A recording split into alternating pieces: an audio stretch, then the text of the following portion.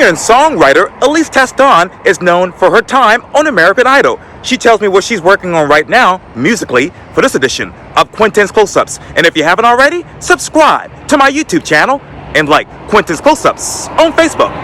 Elise Testone. Yes. Yeah, welcome to Quintin's Close-Ups. Thanks for having me. Happy to be here. Oh, I appreciate it greatly. Needless to say, you are a soulful singer and songwriter and a former American Idol finalist. We also know that you are a powerful vocalist whose incredible stage presence and vocal maturity rank with some of the best around the world. So tell me, who is Elise Testone these days? Let's see. Elise Testone is working her butt off back in Charleston. Yes. I've been really enjoying taking less of the club dates and some of the bigger stuff and working privately with different age vocal students as well. Playing in some of the colleges this year. I've been writing stuff. I've started new projects. So there's a lot going on. What have you learned more about privately teaching people versus, learning, about music overall? From teaching people versus music, I think teaching people is a great insight into reminding yourself how the body works, how hard it took me to get where I'm at today. And I guess also while I'm teaching, it inspires me and motivates me all over again, which I think is really important as an artist, that we need constant inspiration. Things are ever changing, and that motivation is what pushes us. And within the music industry, Miss Elise, who's actually inspiring you today?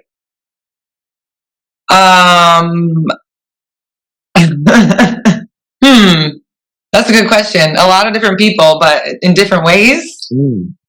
I kind of like more of the underground scene, like in the jam band world, like some of the jazz artists. I'm really inspired by a lot of my friends in the scene. I just got back from, I don't know if you know what Jam Cruise is. No. It's a giant festival. They did the 20th one this year, but it's on a cruise ship and it goes to Jamaica and the Cayman Islands. Yeah.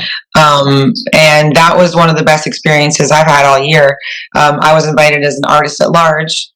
So I just sang with everybody, and I'm versatile. So I do Zeppelin with one band, I do jazz with another, Jackson 5 song, and then I hosted a jam.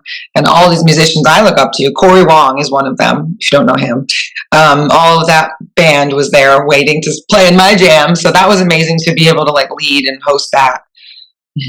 Wow. So, I don't know if I answered that question or not, but yeah, no worries at all. And obviously, you've taken the stage for so many years. So, which particular show or event has been a testament to your musical growth? Well, which show has been a testament to my musical growth?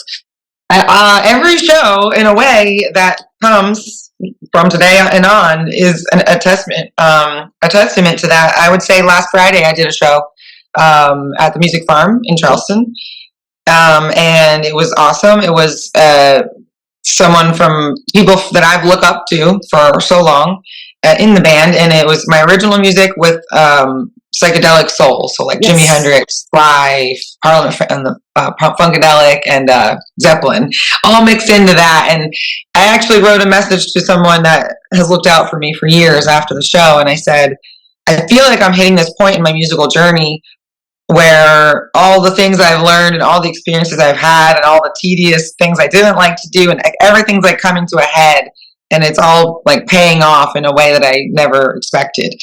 So that's been cool. Oh man, and I want to get back to that in just a second, but you talk about your original music, Elise. So what is the biggest difference from your original music to right now?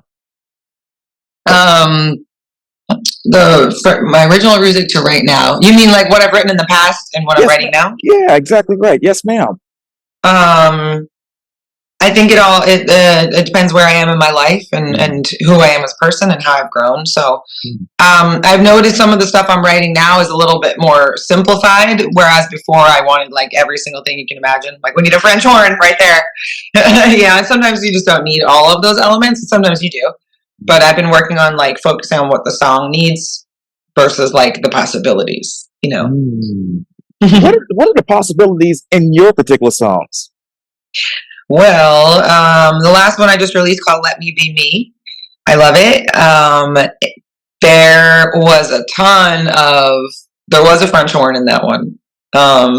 We had 4 different keyboards, organ, Rhodes, Wurlitzer, piano. We had DeAndre Brackensick, one of my best friends from Idol, just crushing the vocals on that. And with a lot of vocal harmonies, there's a bridge, in the song where it's a completely different section than the rest of it. But the song I released before that with Alan Evans from Soul Live was one of my favorites as well, because it was very simplified. It was just a trio. It's an organ, keys player playing bass in his left hand, drums, guitar. That's it. And then my voice singing backup. And that was an example of what I was saying. Like, it's, more stripped down, more focused on what the song needs. And I'm probably being redundant, Miss Elise, but what vocal harmonies are actually ideal for your songs?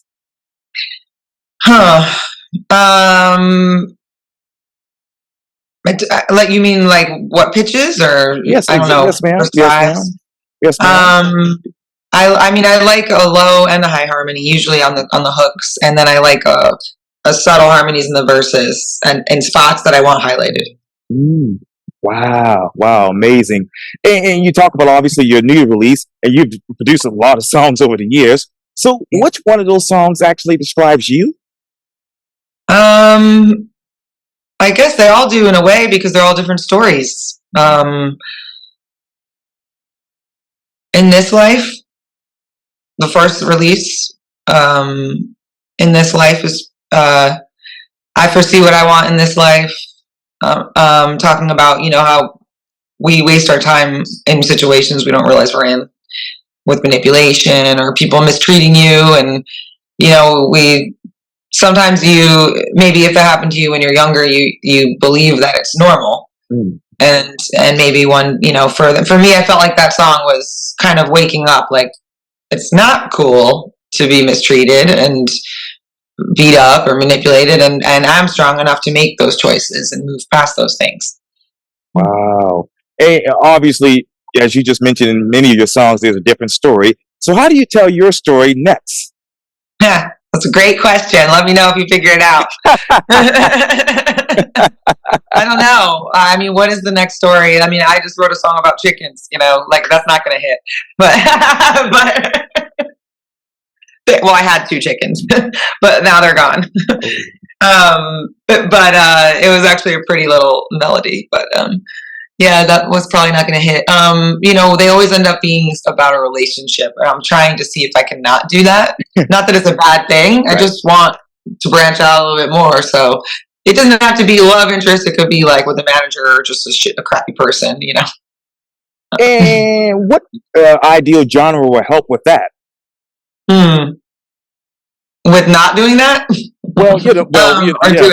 Yeah. Doing it. Yes, ma'am. Yes, ma'am. Oh, well, I guess relationship songs can be in any genre and any style, to be honest. I mean, if you're angry, how about rock and roll? If you're sentimental, how about make it a jazz standard?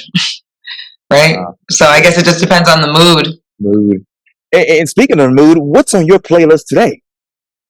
That's a good question. I really enjoy, there's a new artist named Frank Moody, Franc Moody, Moody. I think they're great. My friends, Cool is a band that is killing. I really like old music, though. I like old soul. I like Otis Redding and Sam Cooke and Etta James, and so I always end up kind of shifting back to that. And I will always listen to Erykah Badu, no matter what. Wow. Where do you want to shift that next musically? Oh man, I get really torn about this because I love funk. I love like James Brown and just like old school funk too. I love performing that, but when I'm listening to something, maybe I want it to be more sultry. So I get torn between what do I want to create, and I would like a mixture of those things. I think that's why I created all the different projects, because it gives me room to do everything. because with the Amy Winehouse show, I have a 10-piece band. So then I have like my horn section and my background vocals. So when I can do all those like sultry, sad originals tucked into that show perfectly. When I do Led Zeppelin, which is Zeppelin and Janis Joplin, I can do my rock and roll originals perfectly, and then the psychedelic soul show lends room for other things. So it's a really good question. I think maybe I have trouble with that. And if I knew, maybe I could create something faster, but maybe not. I don't. It's so hard to know answers sometimes. Yeah. You know what I mean? Because Oh, it's such a feel thing for me. Like I'm so guided by other elements. Right. Absolutely. Absolutely. Well, I know you're extremely busy, so I thank you so much for your time, Elise Testone, and welcome to Quintin's Close-Ups. Hey, thanks for having me. You're welcome.